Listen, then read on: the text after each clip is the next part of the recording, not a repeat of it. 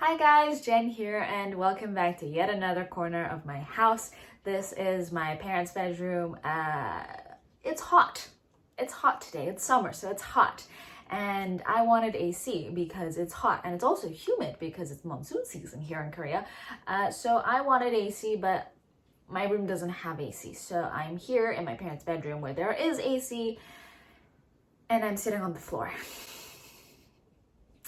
Anyways, today I wanted to share with you guys a few Netflix TV show series suggestions that I have as a visually impaired person, or a VIP if you will, that are VI friendly, because not a lot of TV shows out there have audio descriptions. If you don't know what audio descriptions are, I talked about them in my previous video. I'll link it down below in the description. If you want to go watch it out, you should probably go check it out. But Netflix, at least for their originals, they've all got audio descriptions, and some of them are good, some of them are bad, some of them are okay, and some of them are just disgusting. But you know, I make do with what I can. And nowadays I have only been watching Netflix originals because they've got audio description. And I feel a bit more limited to those, because once I started watching shows with audio description, I was like, oh my god, a whole new world has opened up for me. And so nowadays I only stick with audio descriptions, and I have been going through a lot of Netflix originals. And so today I have compiled my personal list of favorites. Well, sort of favorites, because I don't want to talk about those like Netflix hits that everyone knows about, i.e. like Stranger Things or things like that. I don't want to talk about that because I mean, I'm pretty sure a majority of people have watched that already. So here are my personal favorites that I think did not get enough love from society. So let's get into it. Number one is a show called Dynasty. Now this is, I believe, a remake of a show of the same name that was released in the 70s. I think it was the 70s. And it's basically a soap opera about this really filthy rich family, the Carrington family, and all the drama that goes down between them and other people around them. It's a mess. I love it. It's so petty. And it's got all the things that you want from a soap opera, but like it's modern. So there's like, there's people of color, there's gay people, there's people in the LGBTQ plus community. It's amazing. It's got its flaws. I will say it's got its flaws, but for the most part, if you're someone who likes drama, or if you like the show Dynasty back when it first aired, or you like the original, I'd recommend that you give this one a go because it's addicting. Number two is a show that actually got quite a bit of attention from media and from the public, but I thought I'd check it in there because I still haven't seen that much talk around it. I don't know, maybe it's just me, but I just wanted to check it in there. And it's Sex Education. It is a show that honestly, like, I started watching it because I saw that Asa Butterfield was in it, and I was just like, yes. But it's a really good show. The writing is pretty realistic. There's nice like plots.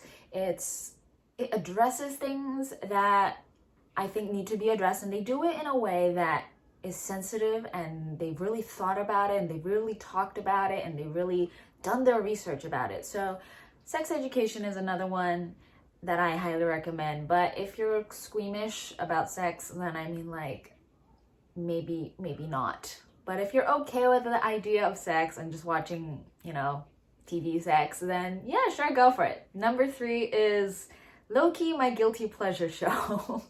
And it's a show called Insatiable. I'm not gonna lie, this show is kind of weird.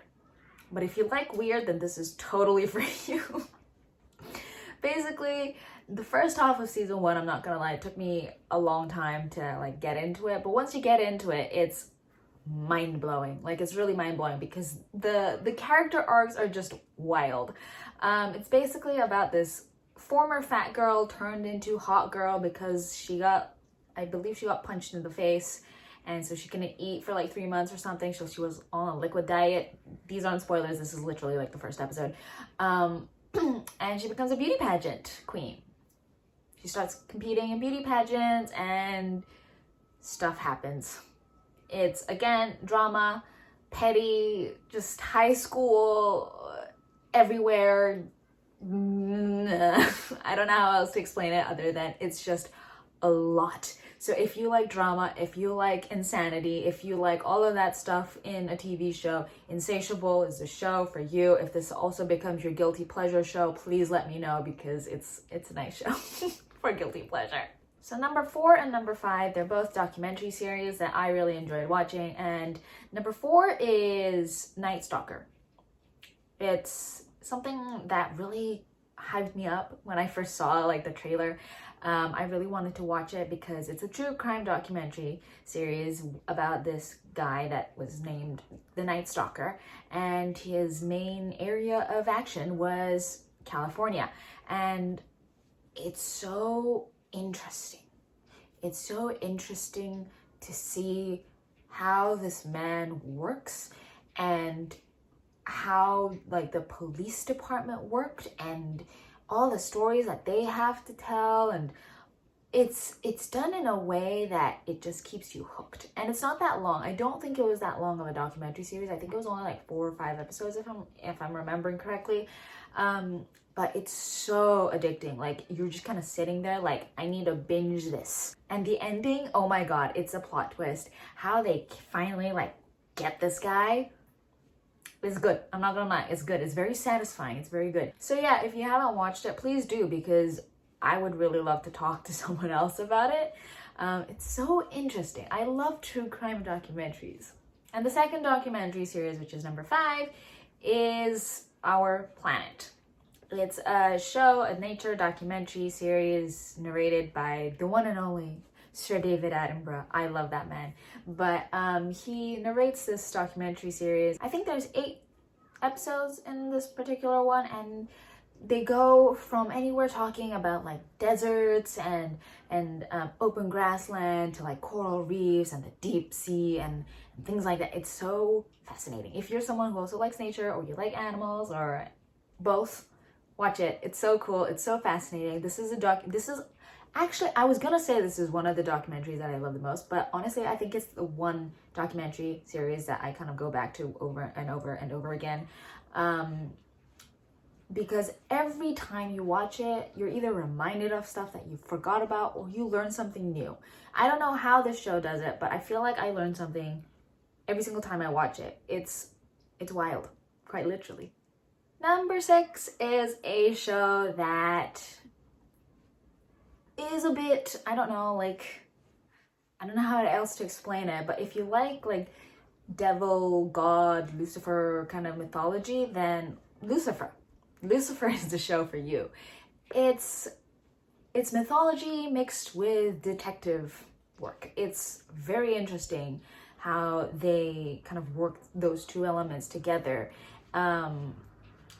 Because as someone who really likes mythology, I love mythology, like all kinds of mythology, except Roman mythology. I don't really like Roman mythology for some reason, but just the idea of like God and like angels and the devil and demons, and oh my god, it's so fun.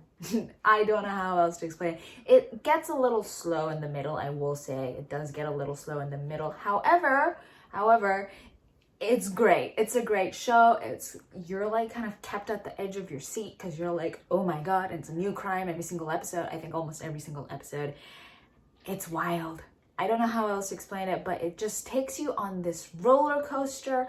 You've got like all these stories on the side as well. You've got like the main like romantic thing going on, and then you've got like this whole God and Lucifer kind of thing, and then he's got like his brother and all of his other siblings, and wild. There's like a demon. He works with a demon at a bar. Like, he owns a bar. Lucifer owns a bar. So very interesting. I didn't think I was gonna like this. The only reason why I watched it was because I was out of things to watch, and I saw that, Netflix originals, Lucifer, so I gave it a go. And I'm very sad that the final season is coming up soon, which is season 6. So Number 7 is a show that I'm not gonna lie is not that great, but if you like mythology, like I said earlier with Lucifer, if you like mythology, like I do, and you like stories pertaining to King Arthur or Merlin, then I suggest Cursed. Now hear me out. It's not a great show, I'm not gonna lie. So if you're someone who's really picky about good shows, don't watch it because it's not great. The writing is weird. The story itself is kind of weird. But if you can get past the bad writing and the bad CGI, then give it a go because it's interesting. It's an interesting take. It's something that I never knew about, and yeah, I love it. Just wizards and like fairies and just, it's cool. It's cool. I don't know how else to say it, but I love mythology. It's so fun. It does make you cringe. Like literally, I'm not even joking. This show is not a good show, but if you just kind of hold on to that idea of it's about Merlin, it's about King Arthur, it's a different take on this whole situation. It's okay. It's bearable. And the final show that I want to recommend, which is number 8, is actually a show that I'm currently watching, and it's called The A-List. It's brand new. And again, very, very interesting. Like, I don't know why, but I seem to really like kind of sinister, like mystical shows. I don't know how else to explain it, I guess. But those kind of shows like really attract my attention.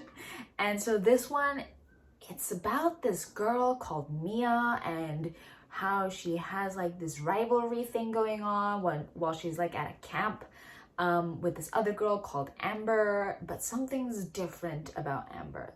You get this idea that something is wrong with Amber within like the first episode, like the first 2 episodes or so. And it's creepy. I'm not gonna lie, it's creepy. It's not that long, like the episodes are short. I think they're only like 30 minutes or something. They're half an hour each episode, so they go by quickly, but it's interesting. But I will say, again, the same thing with Curse. The writing is a bit weird. It's a bit cringy. It's kind of like it's obvious that the writers don't really know how teenagers talk. It's kind of weird, I'm not gonna lie. Amber's weirdness, you can kind of get by because you're like, something's wrong with her. But the others, a bit strange. I'm not gonna lie, a bit strange. The writers, they need a little talk on how teenage girlies talk. So yeah. So if you can get past that, again, same with Curse, if you can get past it, then it's worth watching.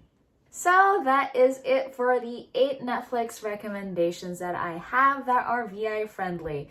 If you ever come across someone who is visually impaired or VIP, you know, like, because we're special, you know, we're important, VIPs, you know, ha ha ha ha, bad joke. Okay, I'll move along. If you ever come across someone who is visually impaired and needs audio descriptions and you're trying to figure out what to watch together, then consider these a go. Consider these a go.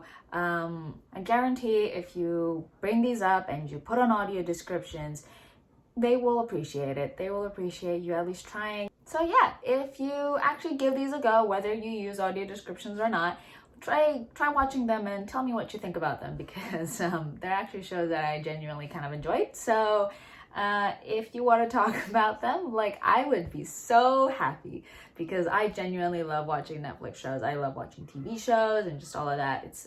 There's something about storytelling that I'm just so drawn to.